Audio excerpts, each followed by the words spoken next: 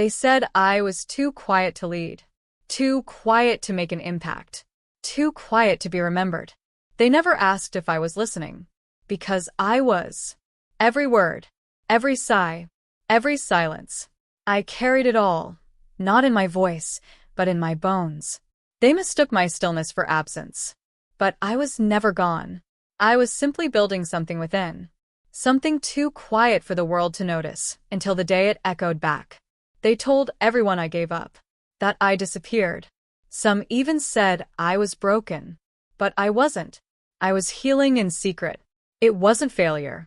It was something bigger, just not visible yet. You know how people sometimes look through you, not because they're being rude, but because they genuinely can't see you? That's what it felt like growing up. Being a ghost in full color. There were rooms where I said nothing, and somehow that meant I had nothing to say. But I had oceans behind my eyes. I had chapters unwritten, waiting behind every breath. You don't forget the first time someone talks over you, but you never forget the 100th. When your throat gets used to staying closed. When you start believing your words are only valuable when echoed by someone louder. Someone else. I watched myself disappear in small ways.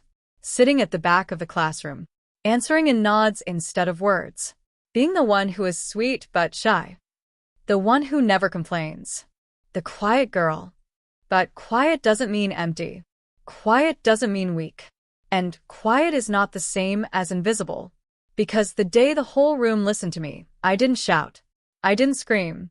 I didn't beg. I just spoke. And everything changed. My name is Alyssa Monroe. I'm 29 years old, and I live in a small town in Vermont. This is the story of how my silence became the loudest thing in the room. I was supposed to be the success story. The bright one. The one who'd make it out of our little Vermont town. Who'd move to Boston, or maybe even New York. Who'd wear a blazer, speak confidently in meetings, and bring honor to the Monroe name. At least, that's what everyone thought before they really knew me. My parents always said I had potential, which in our household translated to pressure. Good grades weren't praised, they were expected. Every A- was a conversation.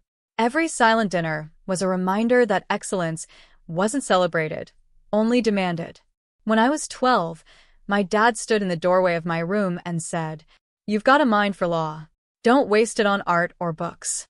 When I was 16, my mom whispered to my aunt during Thanksgiving, "She's not like other girls. She'll do something big. She'll carry our name forward." I wanted to be proud of that, but I didn't feel like a prodigy. I felt like a container they were pouring their broken dreams into.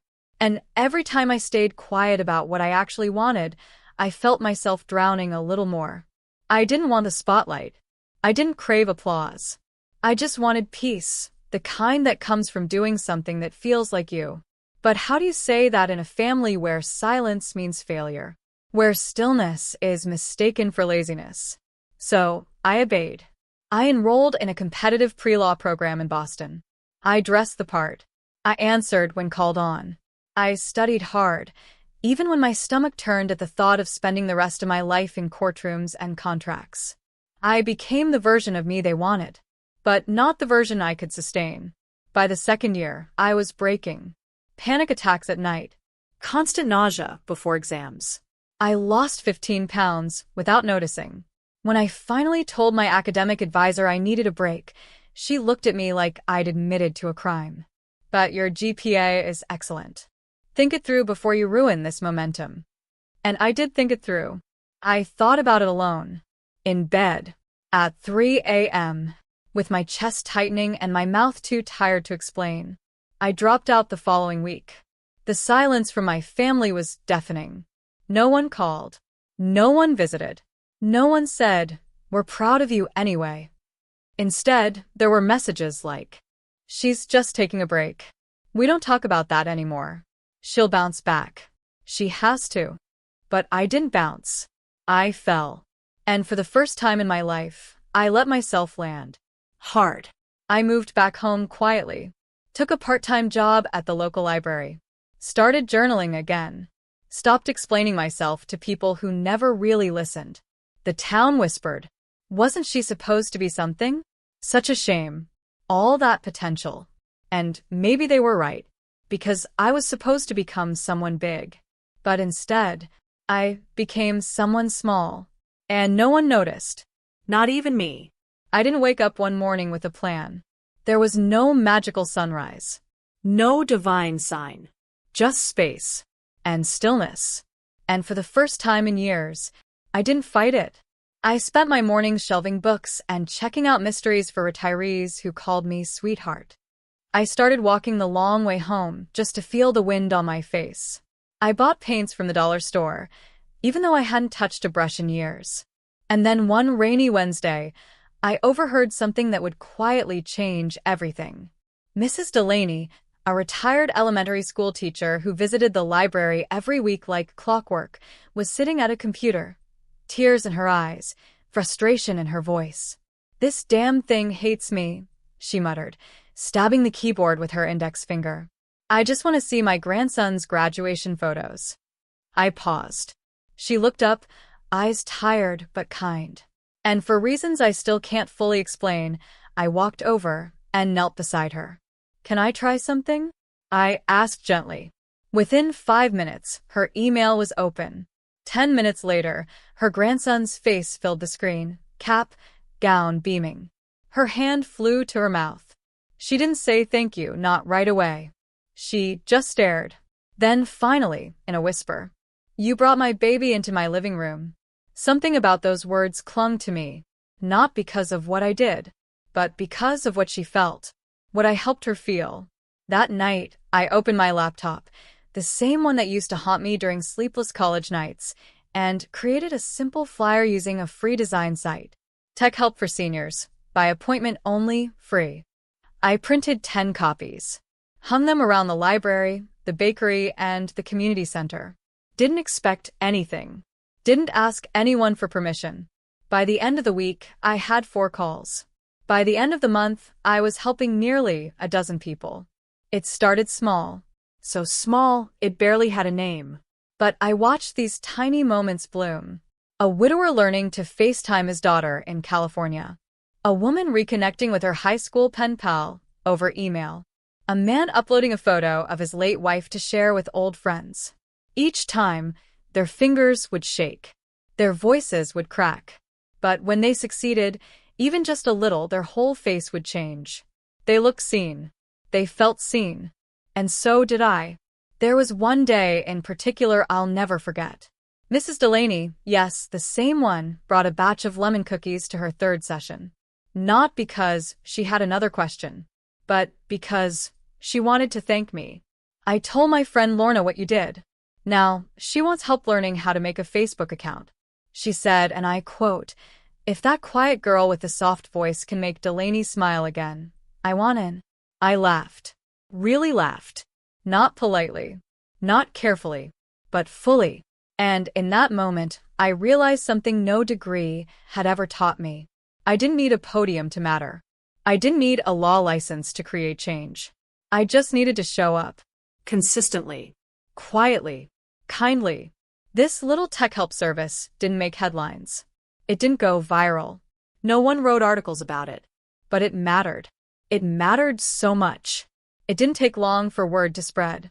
By the time winter melted into spring, I was hosting workshops every Saturday at the library. What started with just a handful of people turned into standing room-only sessions. Some brought notebooks. Others brought cookies. All of them brought stories. And slowly, without realizing it, I built something. I gave it a name, Silverlink. My dad would have said it sounded like a retirement home, but I liked how it felt. Soft. Meaningful. Connected. I created a website with simple colors and big buttons. Uploaded free guides. Email 101. How to use Zoom without crying. And my favorite, why is my screen black? I added a scheduling feature, built a small team of volunteers, mostly high school students who wanted community hours but ended up falling in love with the mission. Together, we were onboarding over 1,200 seniors per month across multiple towns. We helped people reconnect with long-lost friends. We helped grandparents watch their grandkids graduate on live stream. We even taught one adorable couple how to order groceries online so they wouldn't have to risk getting sick. It was real. It was working. It was needed. I remember getting an email from a social worker in Burlington. Your program has changed the emotional lives of the people I care for. You're restoring dignity in places technology had stolen it. That email made me cry. Not loud sobs, just quiet tears that slid down my cheeks in the middle of the night. I saved that message in a special folder called Proof I'm Not Wasting My Life. But of course, not everyone saw it that way. At a family dinner, the first one I'd attended in months, my brother, Ethan, leaned over and asked, "So, you're still doing the computer helper thing?" "Yup. Teaching old folks to click buttons? Real noble work." He didn't mean it to be cruel. At least, I don't think he did. But it stung anyway. My parents stayed mostly quiet. They didn't ask how it was going. They didn't ask about the partnerships I was building with local clinics or libraries. They just talked about my cousin Jeremy, who had just made partner at a law firm in Connecticut. They beamed when they said his name. When they said mine, it was gentler, more polite, like someone describing a houseplant they forgot to water. "She's always been the free spirit," my mom told a family friend. "Always doing things her own way." Free spirit. That's what they called me now. A polite way to explain away a life they didn't understand. But here's the thing. I was proud of what I was building. We had a 78% email open rate on our monthly newsletter. That's higher than some Fortune 500 companies. We were working with 3 counties and building an app that would guide seniors through tech one button at a time. But I stopped bringing it up at family events. I stopped waiting for their praise. Because what was the point? They saw someone who couldn't hack law school. I saw someone who was changing lives. They saw a daughter who'd slipped through the cracks. I saw a woman who had crawled through them and found sunlight. It's strange to feel successful in the world, but invisible in your own bloodline. At networking events, people shook my hand and said, "We've been following Silverlink. Your work is revolutionary." At home, my dad still asked, "So, any plans to go back to school?" I wanted to scream. I am in school. I'm learning every single day. About patience. About connection. About how technology can be a lifeline instead of a barrier. But I didn't scream. I just smiled and said, "No plans yet," because I knew what they didn't. Quiet work doesn't mean small work. And silence doesn't mean failure. It happened on a Thursday, late afternoon. One of those golden hours where the light spills across everything like honey. I'd just finished a session at the community center, helping a woman named Clara navigate her online banking without accidentally donating her savings to a fake charity. I was packing up my laptop and handouts when a man walked in, early 30s, pressed shirt, nervous energy. He wasn't on the schedule, but his eyes darted around the room like he was looking for someone or something familiar. I smiled politely. "You here for tech help?" He laughed awkwardly. "No, actually, I'm looking for the person who runs the program. Silverlink." I straightened a little. "That's me." He blinked, looked me up and down. Not in a rude way, just surprised. "You're Alyssa?" "Last time I checked." He paused, then pulled a folded piece of paper from his back pocket. It was creased and smudged, like he'd been carrying it for a while. "My fiancée, she's the reason I'm here. She's been helping her dad reconnect with his brother after 40 years. Said she used something called Silverlink. Said it made everything easier." I smiled, already familiar with the story. I remembered guiding an older man named Howard through setting up a Facebook account. He told me about a brother he hadn't spoken to since 1984. "That's one of ours," I said. "I remember Howard. Sweet guy. Terrible typist." The man laughed, but then his voice grew quieter. "I don't think you understand. That reconnection, it changed our entire family dynamic. Howard's brother lives 3 towns away. They've already met twice. Shared stories. Photos. Tears. Stuff none of us ever thought we'd witness." He looked at me, really looked. "My fiancée wanted me to come say thank you in person. She said, find the woman behind it. Tell her she gave my dad his brother back. So, thank you." I felt my throat tighten. But then the moment, The shift. His eyes narrowed ever so slightly. Wait a second, he said, half to himself. Alyssa Monroe. I nodded, heart suddenly pounding in my ears. He blinked. I know your brother, Ethan. He works with my cousin. Always talking about his sister, who left law school. Said you kind of disappeared. Went off the map. I froze. For a second, I wanted to disappear again. To shrink into the floor. To become the quiet girl they always assumed I was. But instead, I took a breath. Straightened my shoulders. Yeah. That's me. I'm the sister who left. There was a beat of silence.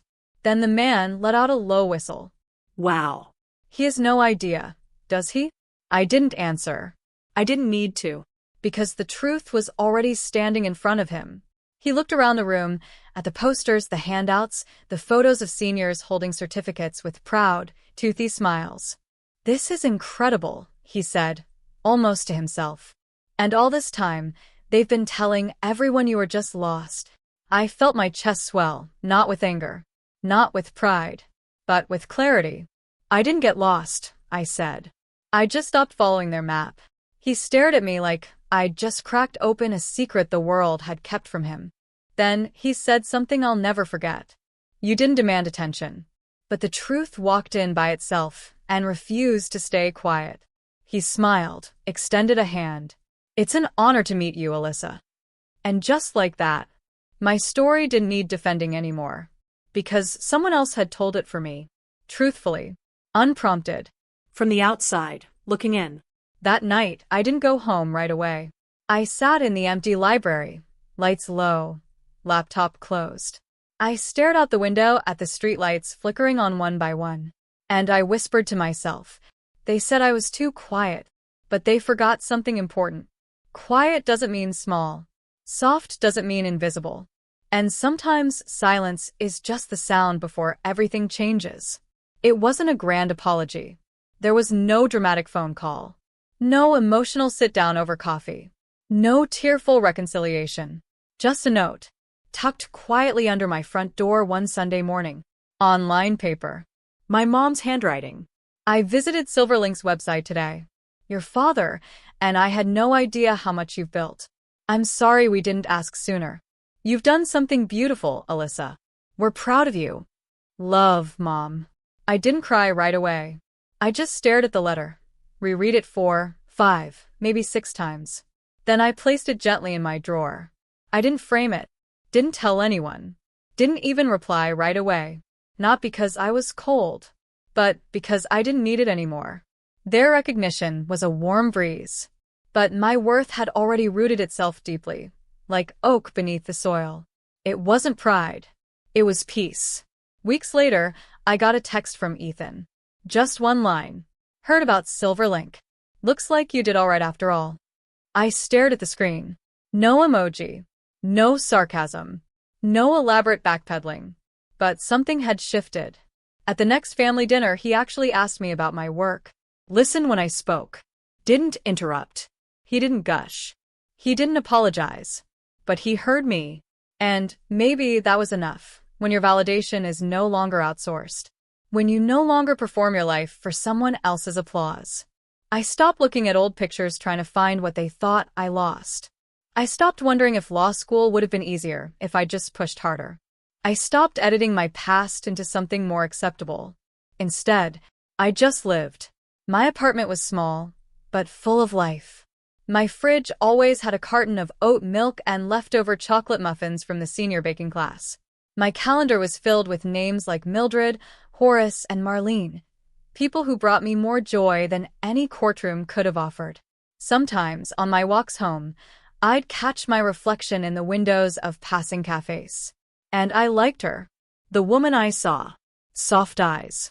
Tired smile. Posture that said, I don't need to win. I just need to be. One night, as I was closing up shop, I found a post-it stuck to the whiteboard. It was from Maria, one of our oldest students. She had beautiful gray curls and the sharpest wit I'd ever known. The note read, "Thank you for showing me I wasn't too old to learn. You helped me see that I still matter. So do you." I kept that one. taped it inside my planner, folded and refolded it until the ink began to fade. Not because I needed the reminder, but because it felt sacred, like proof that a quiet life could still echo loudly, that I didn't have to shout to be heard. If you've ever felt like your silence made you invisible, if you've ever sat at a dinner table, surrounded by people who knew your name but not your soul, if you've ever been the quiet one, the one they spoke over, doubted, overlooked, or pitied, this story was always for you. They said I was too quiet, too gentle, too unsure, too different. But quiet isn't weakness. It's space. It's room for depth. It's where some of the loudest truths are born. Some of us were never meant to roar. We were made to hum, to steady, to build in silence until the day the world finally realizes what we've made. So, if you're still in your quiet season, if you're rebuilding from something no one clapped for, if you're learning to hold your head high in rooms where your name still makes people whisper, I see you, not just because I was you, but because part of me still is. And that's okay. I didn't end up in courtrooms. I didn't chase headlines. I didn't buy the big house or hang a degree above the fireplace. But I helped a woman send her first email to her granddaughter. I helped a man find his long-lost brother. I built something with my own hands, from scratch, from pain, from patience. And the world listened. Maybe not right away, but it listened. If you're watching this from a small town, from a quiet apartment, from the back of a crowded subway car, if you've ever felt too soft for this world, too strange, too late, too uncertain, please know this. You're not behind. You're not broken. You are becoming. Keep building. Keep choosing peace over performance. Keep trusting the quiet parts of you that no one applauded. Because one day, someone will walk into your story, uninvited, unexpected, and they'll say, Wait. You made this? You were the one we didn't see coming. And in that moment, you won't need to shout. You'll just smile. Tell me where you're watching from. Tell me your story. Someone needs to hear it. Maybe that someone is you. Thank you for being here. More stories are coming, real ones. For people like us. The quiet ones. The steady builders. The ones who rise without noise. And stay standing, even when no one's clapping.